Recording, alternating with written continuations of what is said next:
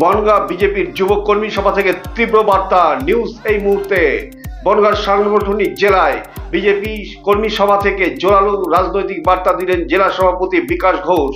সভা মঞ্চ থেকে তিনি স্পষ্ট ভাষায় বললেন, একজন বিজেপি কর্মী মানেই একটি পদ্মফুল, এটাই আমাদের পরিচয়।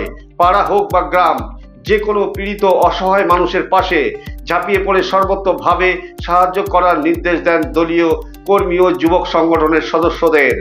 2026-এর বিধানসভা নির্বাচনকে সামনে রেখে বিকাশ ঘোষ ঘোষণা করেন, পশ্চিমবঙ্গ থেকে তৃণমূলকে বিসর্জন দেওয়াই সংকল্প নিয়েই আমরা মাঠে নেমেছি।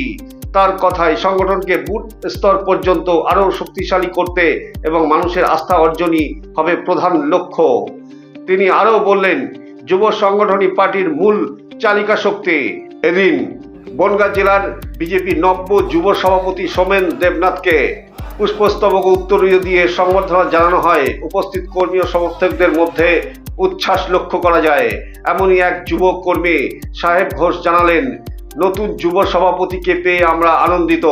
নির্বাচনের আগে যুব সংগঠনকে মজবুত করে মাঠে নেমে মানুষের কাছে পৌঁছে তৃণমূলের অপশাসনকে তুলে ধরাই আমাদের মূল লক্ষ্য। আরও এক যুব নেতৃত্ব পেশায় আইনজীবী দীপ্তম রায় জানালেন, পশ্চিমবঙ্গের যুবকদের বেকারত্ব থেকে মুক্তি দিতে চাই বিজেপি, তাই রাজনৈতিক মহলের মতে 2026-কে লক্ষ্য করে জেলার স্তরে সংগঠন মজবুত করার বার্তাই স্পষ্ট করে দিল বিজেপি নেতৃত্ব।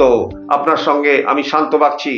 আরও আপডেটের জন্য আমাদের চ্যানেলের সঙ্গে থাকুন, নজরে নয়ে চোখ রাখুন।